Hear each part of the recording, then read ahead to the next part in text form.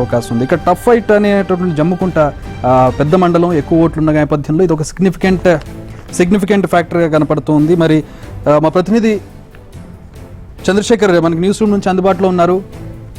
చంద్రశేఖర్, ఎట్లా చూడాలి? జమ్మికుంట పెద్ద మండలం, ఎక్కువ ఓట్లు ఉండబోతూ ఉన్నాయి.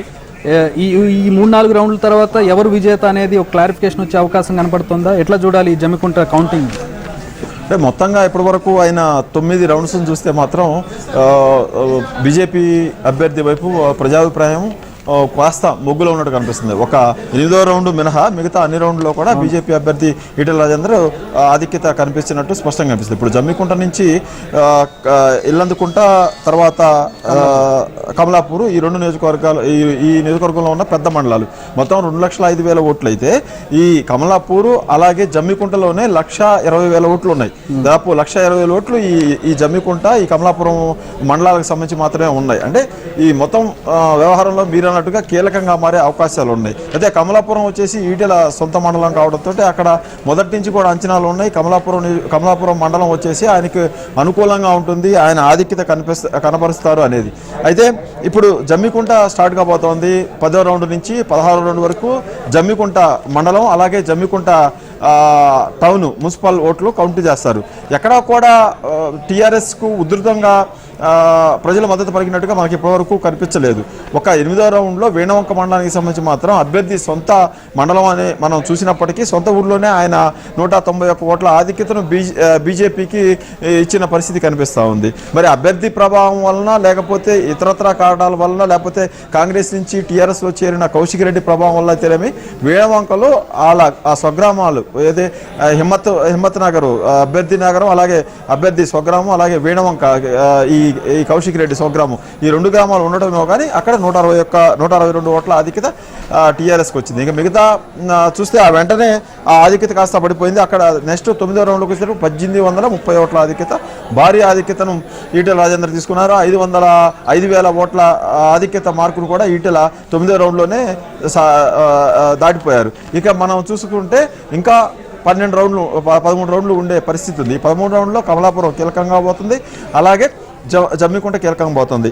ఇక్కడ ఎలా ఉంటుంది ప్రజాభిప్రాయం లెక్కలు వేసుకున్నప్పుడు ఇక్కడ మొత్తంగా చూసుకుంటే దళితులు సంఖ్య ఎక్కువగా ఉంది, అలాగే బీసీల సంఖ్య ఎక్కువగా ఉంది. మున్నూరు కాపులు అయితేనేమి, గౌడులు అయితేనే, యాదవులు అయితేనేమి, వీళ్ళందరి ప్రభావము ఎంతవరకు ఉంటుంది పార్టీల మీద, ఆ పార్టీలో ఉన్న నాయకుల మీద అని చూసినప్పుడు అన్నిటికంటే మించి సానుభూతి ఎక్కువగా ఇక్కడ పనిచేస్తున్నట్టుగా మనకి కనిపిస్తూ ఉంది. ప్రభుత్వ పథకాలను తీసివేసే పరిస్థితి లేదు, కానీ ప్రభుత్వ పథకాలు టీఆర్ఎస్కి ఓట్లు అయితే తెచ్చిపెట్టలేదు, అది మనం చెప్పుకోవాలి. ప్రభుత్వ పథకాలు పనికి రాలేదనుకుంటేనేమో బద్వేల్లాగా ఏకపక్షంగా ఇటు బీజేపీ గెలవాల్సి ఉంటుంది. ప్రభుత్వ పథకాలు బాగా పనిచేసాయనుకుంటే బద్వేల్లో వైసీపీ గెలిచినట్టుగానే ఏకపక్షంగా టీఆర్ఎస్ గెలిచి ఉండాలి. కానీ ఈ ప్రభుత్వ పథకాలు టీఆర్ఎస్ని ఆధిక్యంలోకి తీసుకోలేకపోయాయి, అలాగే అధపాదాలకి అంటే తక్కువ లీడ్కి తీసుకోలేకపోయాయి. ఫాలోడ్ బై అన్నట్టుగా బీజేపీ వెనకాలతోనే టీఆర్ఎస్ వస్తున్న పరిస్థితి అయితే కనిపిస్తుంది. ఈ విశ్లేషణలన్నీ కూడా సానుభూతి పవనాలే ఎక్కువగా పనిచేసాయి. బీసీ నేతగా ఈటెల ప్రొజెక్షన్ చేసుకున్నారు. ఆయన దాదాపు 21 ఏళ్ల నుంచి అక్కడ రాజకీయాల్లో ఉన్నారు. అప్పటి నుంచి 2004లో కమలాపురం నుంచి మొదలైన ఆయన జైత్రయాత్ర కొనసాగుతూనే ఉంది. 2014లో రాష్ట్ర విభజనప్పుడు కానీ, 2018లో ముందస్తు ఎన్నికల్లో కానీ, ఇప్పుడు జరుగుతున్న ఈ బైపోల్స్లో కానీ, ఇలాంటి సందర్భంలో టీఆర్ఎస్ అక్కడ అడుగుపెట్టినప్పుడు జీరో టీఆర్ఎస్ పరిస్థితి. టీఆర్ఎస్ అంటే హుజూరాబాద్ అంటే ఈటెల అంటే హుజూరాబాద్ అన్న ఉన్న చోటకి వెళ్ళి టీఆర్ఎస్ మొత్తంగా మళ్ళీ అకౌంట్స్ ప్రారంభించేసి కొత్త క్యాడర్ను, లేకపోతే పార్టీలో ఉన్న వాళ్ళందరినీ కూడా ఎవరు అనేది గుర్తించే పరిస్థితి కూడా లేకపోయింది. ముందు అక్కడికి వెళ్ళి ఎలక్షన్ పనిచేసిన గంగుల్ కమలాకర్ ఉన్నారు. గంగుల్ కమలాకర్ కరీంనగర్ అయినప్పటికీ ఆయన హుజూరాబాద్కు సంబంధించి అంతవరకు ఎప్పుడు వెళ్ళలేదని కూడా ఆయన చెబుతూ ఉంటారు. అలాంటి చోటకి వీళ్ళందరూ వెళ్ళి పార్టీ క్యాడర్ను తయారు చేసుకొని ఈసరికి వచ్చారు. అయితే ప్రభుత్వ పథకాలకు సంబంధించి కూడా ప్రభుత్వానికి ఇలాంటి సందర్భాల్లో ప్రత్యేకమైన ఎలక్షన్ జరుగుతున్న ఇలాంటి సందర్భాల్లో అవి అండగా ఉండే పరిస్థితులు కూడా మనం చూసాం. నాగార్జున సాగర్లో నోములక్ష్మి కొడుకు భర్తను పెట్టి టీఆర్ఎస్ గెలిపించుకుంది. అక్కడ 22,000 23,000 మెజార్టీ వచ్చింది. సీనియర్ మోస్ట్ నాయకుడు జవహర్రెడ్డి వరుసగా రెండోసారి ఆ నియోజకవర్గంలో ఓడిపోయారు. అక్కడ ప్రభుత్వ పథకాలు కానీ అక్కడ ఉన్న పరిస్థితులు కానీ టీఆర్ఎస్ కలిసి వచ్చాయి. ఇక్కడికి వచ్చేటప్పటికి ఈటల వ్యక్తిగతంగా తన సొంత కేడర్ను కానీ ఆయనకున్న గ్రామాల్లో కొంత అనుబంధాన్ని కానీ వీటన్నిటిని కూడా అక్కడ ఆయన పొందగలిగారు అనేది స్పష్టంగా ఇప్పటివరకు ఉన్న ఈ 9 రౌండ్ల ఫలితాలను బట్టి మనకు అర్థమవుతా ఉంది. చంద్రశేఖర్, ఇప్పుడు సాధారణంగా రెండు టర్మ్లు అధికారంలోకి వచ్చినటువంటి ప్రభుత్వం మీద కాస్త కూస్త వ్యతిరేకత కనపడాలి. అందులోనూ ఈటల రాజేందర్ మీద సానుభూతి పవనాలు కూడా కనపడుతుంది. ఈ నేపథ్యంలో టీఆర్ఎస్ అనుకున్న స్థాయి కంటే ముందుకే వెళ్ళిందని చెప్పుకోవాలా, లేకపోతే వెనకబడిందని చెప్పుకోవాలా? టీఆర్ఎస్ గట్టి పోటీనిచ్చి టగ్ ఆఫ్ వార్గా ఉంది. ఎక్కడా కూడా మీకు భారీ స్థాయిలో తేడా ఎక్కడ కనపడడం లేదు ఏ రౌండ్లో కూడా. సో టీఆర్ఎస్కి ఆ ప్రభుత్వ వ్యతిరేకత కావచ్చు, సానుభూతి పవనాలు కావచ్చు, టీఆర్ఎస్ మీద అంతగా ప్రభావం చూపించలేదు అనుకోవచ్చా ఇప్పుడు దాకా ఇప్పటి వరకు వచ్చినాయి? ఖచ్చితంగా ప్రభుత్వం మీద వ్యతిరేకత ఉందనేది కొంత చర్చ నడుస్తూ ఉంది. 7.5 ఏళ్ళైంది టీఆర్ఎస్ అధికారంలోకి వచ్చి. రెండోసారి 2018 ముందస్తు ఎన్నికల్లో అధికారంలోకి వచ్చింది.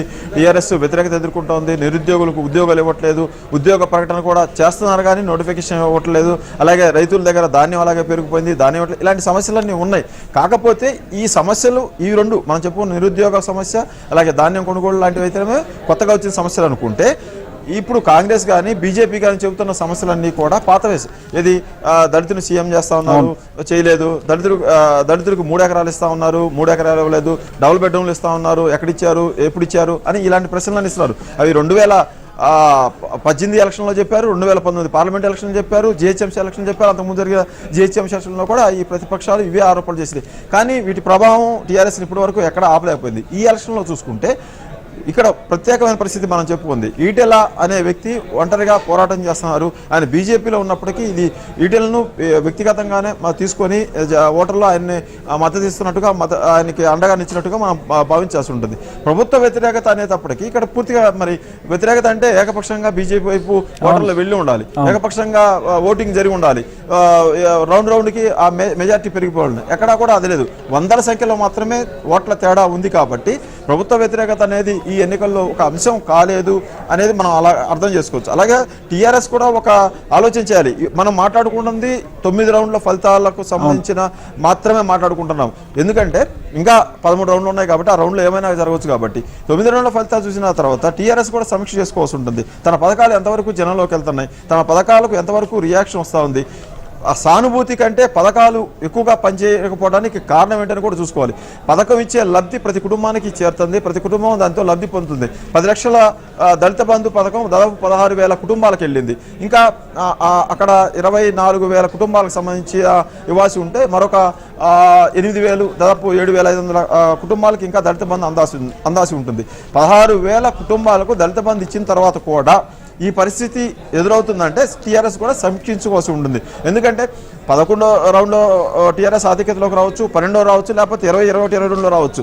కానీ మొదటి నుంచి నాకు ఎందుకు మద్దతు లభించలేదు ప్రజలది అనేది కూడా టీఆర్ఎస్ ఇక్కడ ఆలోచన చేసుకోవాల్సిన పరిస్థితి ఉంటుంది. అవతల ఈటెల ఇప్పుడు హుజరాబాద్లో జరగవచ్చు, అక్కడ ఈటెల ప్రత్యర్థిగా ఉండొచ్చు.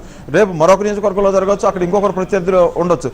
ఎవరు ప్రత్యర్థి అయినా ఎన్నిక ఏ నియోజకవర్గానిదైనా కూడా సంక్షేమ పథకాలు ప్రవేశపెట్టిన ప్రభుత్వంగా అక్కడ వచ్చే లబ్ధి అంతా కూడా ప్రభుత్వానికి రావాలి, వచ్చి తీరాలి. ఎందుకు రావడం లేదని టీఆర్ఎస్ సమీక్షించుకోవాల్సిన పరిస్థితి ఉంటుంది. ఎందుకంటే ఆ పథకాలు ఆషామాషి పథకాలు కాదు.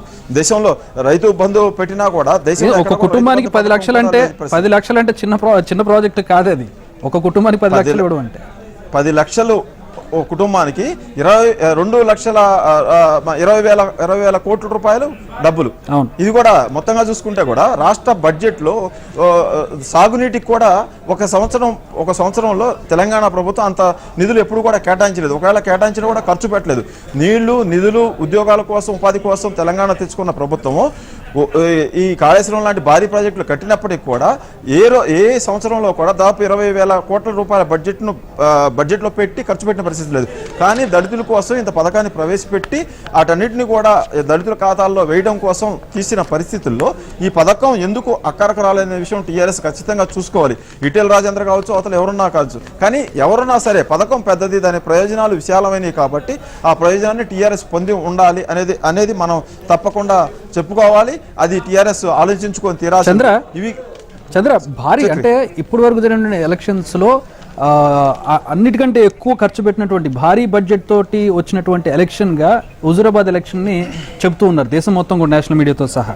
ఇంత ఖర్చు పెట్టినా కూడా మళ్ళీ ఓటర్ తన తీర్పును ఏదైతే ఇవ్వాలనుకున్నాడో సానుకూలంగా అదే ముందుకు వెళ్తున్నట్టుగా కనపడుతుంది. వాట్ యు సే, మీరేమంటారు, మీ అబ్జర్వేషన్ ఏంటి?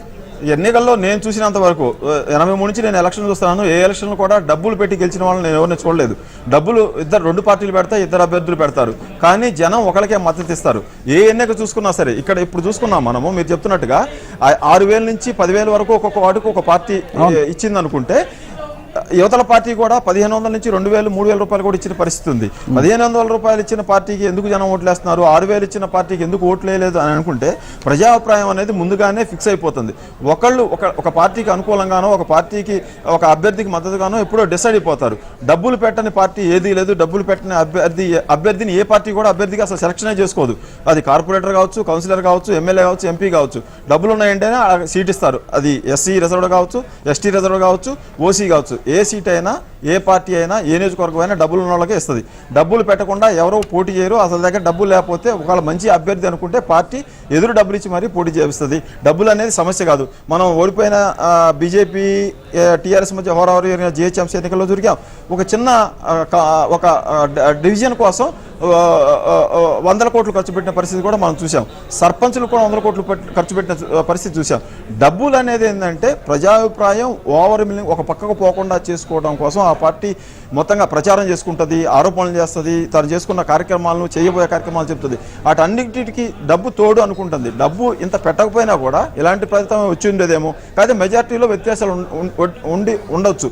ఎందుకంటే తిరుపతి బై ఎలక్షన్ జరిగింది, తిరుపతి పార్లమెంట్ నియోజకవర్గానికి.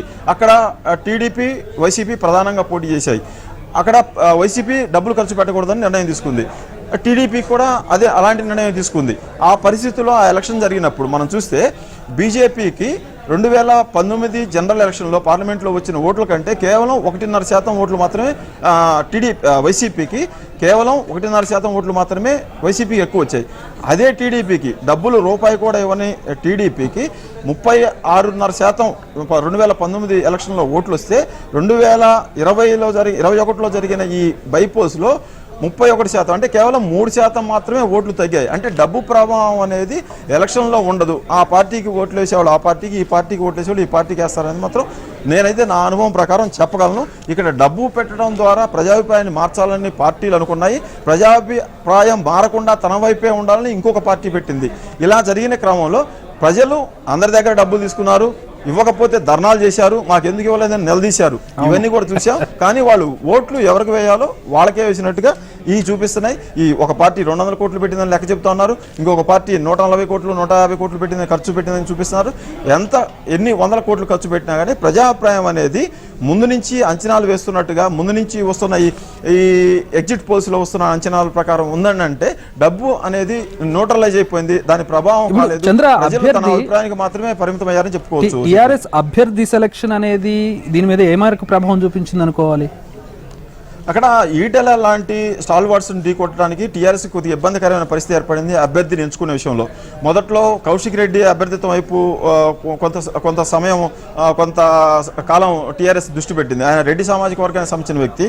పోయినసారి ఎన్నికల్లో దాదాపు 60,000 ఓట్లు ఆయనకు వచ్చినాయి కాబట్టి ఆ కోణంలో చూసి అతన్ని ఈటెల మీద ప్రయోగిస్తే ఎలా ఉంటుందని కొంత టీఆర్ఎస్ అధినాయకత్వం ఆలోచించింది. దాని మీద సర్వేలు కూడా చేసింది. అయితే ఇక్కడ తెలంగాణ సమాజంలో కులాల ప్రభావం ఉండదు, కానీ వర్గాల ప్రభావం ఉంటుంది. బీసీ వర్గం అని కానీ ఈ వర్గాల ప్రభావం ఉంటుంది. ఇలాంటి సమయంలో ఆ వర్గాల ప్రభావం కనుక పనిచేసినట్టయితే ఈటెల రాజేందర్కు అది కలిసి వచ్చే అవకాశం ఉంటుంది. కాబట్టి అది అతనికి అడ్వాంటేజ్ అయ్యే ప్రమాదం ఉంది. కాబట్టి టీఆర్ఎస్ కౌశిక్ రెడ్డి అభ్యర్థిత్వం వైపు నుంచి వెనక్కి తగ్గింది. అలాగే జమ్మికుంట ప్రాంతానికి సంబంధించిన ఒక మున్నూరు కాపు నాయకుడి పేరు కూడా బాగా విస్తృతంగా టీఆర్ఎస్ పరిశీలించింది. మున్నూరు కాపు ఓట్లు ఎక్కువ ఉంటాయి. అలాగే మున్నూరు కాపులు బీసీ సామాజిక వర్గానికి సంబంధించిన కాబట్టి బీసీల ఓట్లు కూడా ఎక్కువ మనం గ్యాదర్ చేయడానికి అవకాశం ఉంటుంది. అదైతే ఎలా ఉంటుందనే ఆలోచన కూడా టీఆర్ఎస్ నాయకత్వం చేసింది. అయితే గెల్లు శ్రీనివాస్ యాదవ్ టీఆర్ఎస్ రాష్ట్ర అధ్యక్షుడిగా ఉన్నారు. ఉద్యమం నుంచి ఉన్నారు, ఆయన ఒకసారి కేసులు పెట్టుకున్నారు, ఉస్మానియాలో గొడవల్లో ఉన్నారు ఆయన. ఇలాంటి వ్యక్తి అయితే ఇప్పటివరకు ఆయన ఏ పదవి చేయలేదు కాబట్టి ఆయన మీద ఎటువంటి ఆరోపణలు లేవు, క్లీన్ చిట్ ఉంది కాబట్టి వైట్ పేపర్ లాగా ఆయన్ని పెట్టేసేస్తే ఆయనతో పాటు ఆయన సామాజిక వర్గం, యాదవ సామాజిక వర్గం ఓట్లు కూడా కలిసి వస్తాయి. ఆ విధంగా ఈటెల రాజేందర్ను ఢీకొట్టవచ్చు అనే లెక్కలను టీఆర్ఎస్ అధినాయకత్వం వేసుకుంది. అయితే హఠాత్తుగా గెలుసిను అభ్యర్థిగా ప్రకటించడం, అయితే ఆయనకి నియోజకవర్గంలో ముఖ్యమైన నాయకులు తెలుసు కానీ గ్రామస్థాయి నాయకులు ఎవరు తెలియదు. ఈటెల రాజేంద్ర అనే వ్యక్తి 2004కు ముందు నుంచి కూడా, అంటే టీఆర్ఎస్లో చేరిన అప్పటి నుంచి కూడా అందరికీ పరిచయం ఉన్నారు. చిన్న నియోజకవర్గము, గ్రామానికి వెళ్ళే పరిస్థితి ఉంది. పైగా కంటిన్యూస్గా ఆయన గెలుస్తూ ఉన్నారు. కమలాపురంలో గెలిచారు, హుజూరాబాద్లో గెలిచారు. ఉప ఎన్నికలు ఏదొచ్చినా కూడా ఆయన గెలుస్తూ ఉన్న పరిస్థితుల్లో దగ్గర సంబంధాలు ఏర్పడాయి. తెలంగాణలో మనం మిగతా రాష్ట్రాల్లో చూసుకుంటే, మిగతా నియోజకవర్గాలు అంటే ఏపీ నియోజకవర్గాలు చూసుకుంటే, తెలంగాణ నియోజకవర్గాలు చూసుకుంటే, ఇక్కడ ఉన్న ఎమ్మెల్యేలను చూసుకుంటే, ఇక్కడ ఎమ్మెల్యేలకి జనంతో దగ్గర సంబంధాలు ఉంటాయి. పేరు పెట్టి పలకరించుకునేంత చనువు సంబంధాలు ఉంటాయి. హైదరాబాద్కు ఈ నియోజకవర్గాలన్నీ కూడా దాదాపు దగ్గర ఉంటాయి. సాయంత్రానికి వాళ్ళ నాయకుని వాళ్ళు కలిసి మళ్ళీ సాయంత్రానికి ఇంటికి పోయే పరిస్థితులు ఉంటాయి. అది ఏపీ లాంటి పరిస్థితులు ఉండవు. ఇలా ఓన్ చేసుకున్నారు చాలామంది ఈటెలను. అదే ఆయన కలిసి వచ్చింది. ఆయన ఎప్పుడైతే పార్టీ పదవికి రాజీనామా చేశారో, ఎప్పుడైతే కేబినెట్ నుంచి ఆయనకు ఉద్వాసన పలికారో, ఆ మరుసటి రోజే మనం చూసాం హైదరాబాదు శివారులో ఉన్న ఆయన ఇంటి దగ్గరికి వేల మంది వచ్చేసి స్వచ్ఛందంగా ఆయనకు మద్దతు పలికిన పరిస్థితి కనపడింది. అయితే అదంతా తాత్కాలికం అనుకునేది టీఆర్ఎస్ అంచనా వేసింది. టీఆర్ఎస్ తాత్కాలికమైన అంచనా వేసింది. ఇదంతా ఆయన మీద ఉన్న తాత్కాలికమైన పొంగు లాంటి సానుభూతి మాత్రమే. ఎలక్షన్ నాటికి మొత్తం కరిగిపోతుంది. టీఆర్ఎస్ అండగా ఉంది కాబట్టి టీఆర్ఎస్కే జనమందరూ కూడా ఉంటారు అనే లెక్కలు వేసుకుంది. కానీ అవన్నీ కూడా వీలు పడలేదనేది అర్థమవుతా ఉంది. వీటిల మీద ఉన్న సానుభూతిని బాగా తగ్గించడానికి టీఆర్ఎస్ చేసిన ప్రయత్నాలన్నీ కూడా ఫలించినట్టుగా కనిపిస్తున్నప్పుడు కానీ గెలిపించడానికి మాత్రం ఇప్పటివరకు ఈ 9 రౌండ్ల వరకు చూసుకుంటే ప్రయత్నాలు కూడా సాధారణమైన